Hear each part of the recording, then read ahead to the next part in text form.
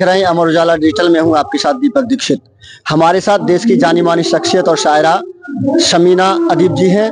आइए जानते हैं, उनसे मुलाकात करते हैं। आज का जो ऑल इंडिया मुशायरा यहाँ एटा नुमाइश में होने जा रहा है, एटा महोत्सव के पंडाल में, उसको लेकर क्या ख्याल आते हैं और क्या कुछ खास रहने वाला है। जी, आपका अमर उजाला में स्वागत है। बहुत बहुत शुक्रिया, बहुत आभार, बहुत धन्यवाद अमर उजाला के मैं तो कार्यक्रमों में बहुत जाती रही हूँ हमेशा, और आज आपके इस अखबार के माध्यम से मेरी आवाज और पहुंचेगी। देखिए, ये जो साहित्य के जो स्टेज सजते हैं, इसका सिर्फ एक मिशन होता है, हर साहित्यकार का ये मिशन होता है कि वो अमन की बात करे, वो मोहब्बतों की बात करे। हालात कैसे भी हों, अच्छे बुरे दौर आते रहते हैं, अच्छा बुरा मौसम आता रहता है, लेकिन चूंकि साहित्यकार जो है वो समाज का आईना होता है। कभी कभी हमारे कुछ साहित्यकार अपनी शायरी में वो बात भी कहते हैं जो वो अपनी जिम्मेदारी समझते हैं, क्योंकि साहित्यकार नहीं बोलेगा, पत्रकार नहीं बोलेगा, तो वो सच्चा पत्रकार और सच्चा साहित्यकार मैं समझती हूँ कि शायद नहीं कहा जाएगा।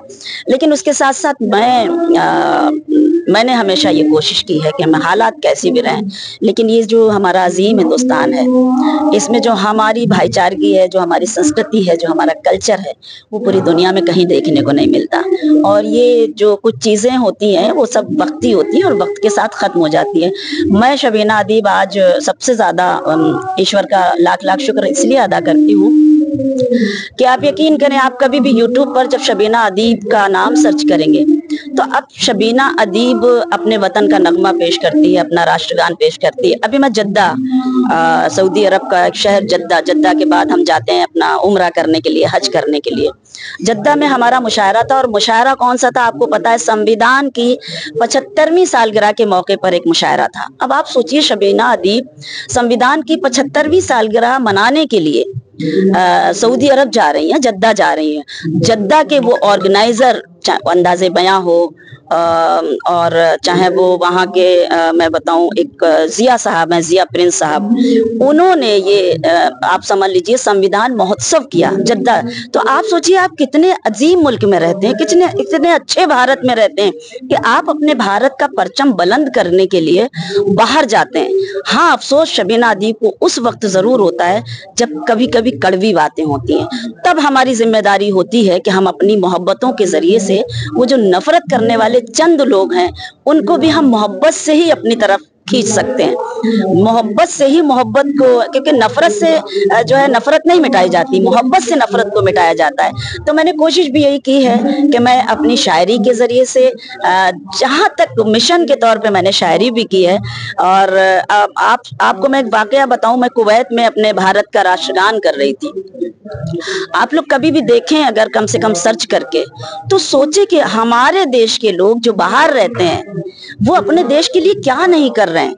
ये कम है कि हम भारत का तिरंगा जाकर हम सऊदी अरब हो या अमेरिका हो या कनाडा हो या ऑस्ट्रेलिया हो, आप देखें तो उसको कि शबीना अदीब जाके अपने भारत का गुणगान करती है और भारत का परचम जब लहराती है तो उसको अवार्डेड भी किया जाता है, उसको सम्मानित भी किया जाता है। तब मुझे गर्व होता है कि हम कितने अजीम मुल्क में रहते हैं कि यहाँ के परचम को वहाँ बुलंद करते हैं और वहाँ की मोहब्बतें समेट कर लाते हैं। वो सिर्फ इसलिए लाते हैं कि हमारे भारत के लोगों की इतनी मोहब्बतें जो मुझे मिलती हैं, इनकी दुआओं के सदक़े में हम वहाँ पर जाते हैं।